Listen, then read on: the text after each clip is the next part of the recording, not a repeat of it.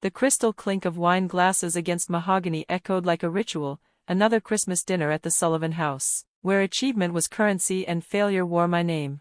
My mother placed a fresh bottle of vintage Bordeaux on the table, her manicured smile tight. Around us, the air buzzed with the usual holiday tradition, a symphony of corporate chest pounding, punctuated by subtle jabs at my unconventional career path.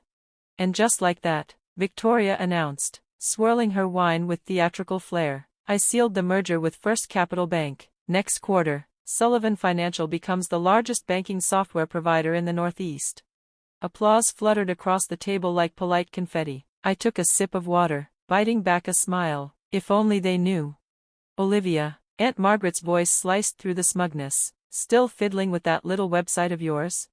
Every gaze pivoted toward me, 33 years old, and still the black sheep, the daughter who walked away from a corner office at Sullivan Financial to build something of her own. Yes, I said, calm. Before I could elaborate, Victoria let out a dramatic sigh, the kind that begged for attention. Still playing tech startup? You know we're always hiring junior developers. I could make a call. She was never cut out for corporate life, my mother added, topping off Victoria's glass and skipping mine. Some people are born to lead, others dabble. My jaw tightened, but I stayed composed. They didn't know that my little website was Novate Tech Solutions, an invisible titan cloaked in subsidiaries, silently shaping the backbone of modern finance. Well, not everyone can be a Victoria, my father chimed in, positively glowing. She's about to change the entire financial industry with our new security platform. Victoria basked in the praise. I fought the urge to laugh. Their precious security platform, if only they knew where the tech really came from. I actually have some news, I began. But my mother waved me off. Perhaps later, dear. Victoria hasn't even told us about the new headquarters yet. So I fell quiet, letting her soak up the spotlight, let them enjoy the moment. Tomorrow, their world would tilt. Later, back in the modest apartment my family assumed reflected my net worth, my phone lit up with a message from Marcus, my CTO. All systems go. Integration switch is cued. They won't know what hit them. I smiled. 3 years in the shadows, building, acquiring, designing, while they dismissed me as the family dropout. Novate was quietly embedding itself in the infrastructure of nearly every major financial institution in the Northeast. And tomorrow, Sullivan Financial would learn that their shiny new platform, their pride, their leverage, was built on Novate's tech. The licensing deal they'd rushed to sign, it handed us full control. Victoria's victory speech would age poorly. I parked the car and took the elevator to the 3rd floor, not my real residence, but the decoy apartment I kept for moments like this. Inside, I unlocked the safe, pulled out the final deployment documents, and poured myself a glass of wine, not the cheap red they imagined I drank, but a vintage older than my niece. Another buzz. Marcus again. Migration complete. By dawn, every major bank in the Northeast will be ours. I opened my laptop and reviewed the final code push. 3 years ago, I'd seen what they couldn't, that the financial world was a bloated relic begging for disruption. While they clung to legacy systems and nepotism, I built the future. Tomorrow, Olivia the disappointment would disappear. And in her place, they'd finally meet the woman who rebuilt the system they thought they owned. I tried to tell them, I tried to convince them. You're just jealous of Victoria's success, my father had said, his tone dripping with dismissal. Leave the real decisions to those who understand technology. So, I did. I walked away. I started building something better, something that would redefine the future of financial technology while they clung to their obsolete systems. What they didn't know was that their entire infrastructure was now running on my company's technology. I opened the dashboard, watching the global network unfold, thousands of servers processing billions of transactions across the nation, all of it hidden behind layers of shell companies, subsidiaries, and subsidiaries within subsidiaries. Novate Tech had quietly become the unseen force driving the financial world. Tomorrow, when the final integration was complete, every transaction at Sullivan Financial would route through us, every decision they made would require our approval, every dollar they moved would flow through systems I controlled. My phone buzzed. It was a group text from my mother. Don't forget about Sullivan Financial's big announcement tomorrow. Victoria will be on CNBC discussing the merger. I couldn't help but smile, imagining the announcement they were about to make, the one they thought was coming. I opened the real email account, the one they didn't know about, and checked the press release set to go out at dawn. It was a simple message: Novate Tech would be revealed as the true power behind the financial industry's technology infrastructure. The little website they had mocked, it had become the backbone of modern banking. I walked to the window, staring out at the city skyline, where I had built my empire in secret. Tomorrow, everything would change. Tomorrow, they'd learn that the quietest person in the room is the one you should fear most. The next morning, I sat in my real office, the top floor of Novate Tech headquarters, watching the sun rise over the city. Across the street, the Sullivan Financial Building stood as a monument to their ignorance, its logo glowing in the early light. "Ms. Walker," Sarah, my assistant, said from the door, "It's starting." I turned to my monitors. Dozens of screens across the country displayed banks transitioning to Novate's infrastructure. Seamless, invisible, and entirely transformative. "Your sister just arrived at Sullivan Financial," Marcus reported, walking in with his tablet. "She's about to go live on CNBC. I smiled, adjusting my Armani suit, an upgrade from the modest wardrobe I wore for family visits. "Has she tried to access any accounts yet?" "Not yet, but board members are arriving for the morning meeting. Several of them are already having trouble logging in." Right on cue, my phone lit up with urgent messages from Sullivan Financial's tech support. They were meant for senior management but routed to me instead. "System access issues, unable to verify credentials, payment processing errors." I stood up, grabbing my documents.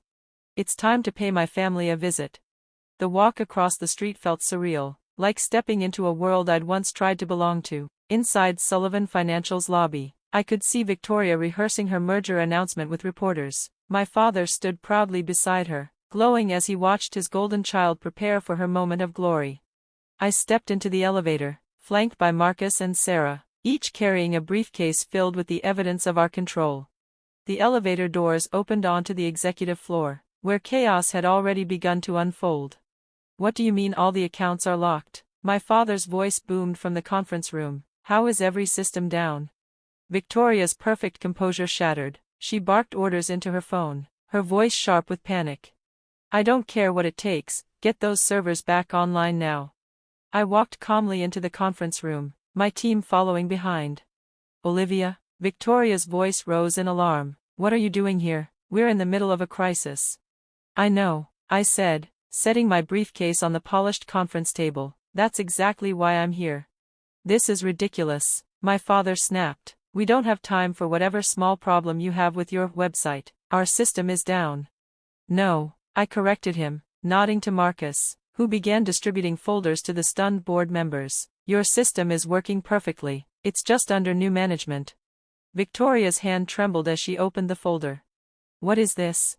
"The complete documentation showing Novate's ownership of your core banking infrastructure," I explained, my voice steady, or more specifically, my ownership.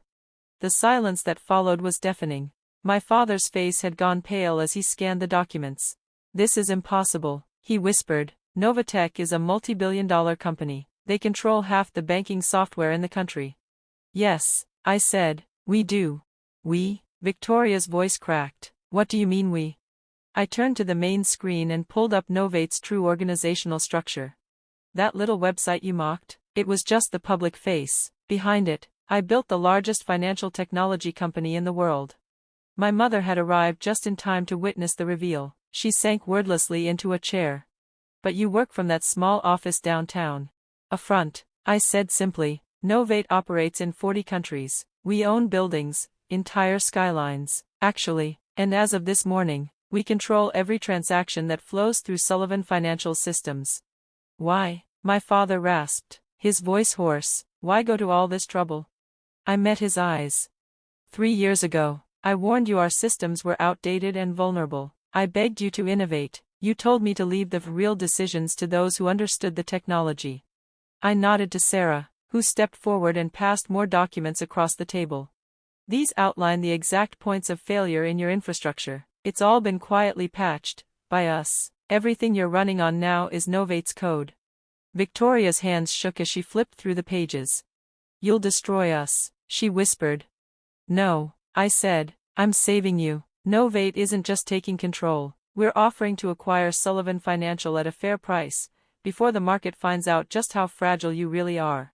The board members leaned forward, slight, but unmistakable. They'd seen the signs, they were just waiting for permission to act. "You can't do this," my father said, barely above a breath. "We're family." "Family?" I laughed, soft and bitter. "Was it family when you dismissed every idea I brought to the table? When you mocked my work? When you called my company a little website, yesterday?"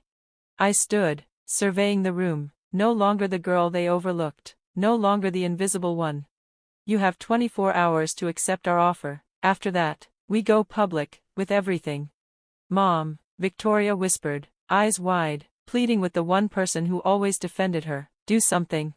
But my mother said nothing. She just sat there, frozen, helpless. "There's nothing she can do," I said. "None of you can." The room fell into silence. "Last night, at Christmas dinner," I continued, my voice calm but unwavering, "you laughed at my business. For years, you've treated me like I was small, forgettable, like I had nothing worth listening to." I picked up my briefcase and walked to the door. Then I turned back. "I want you to remember this moment. Remember that the daughter you dismissed now controls every dollar you touch."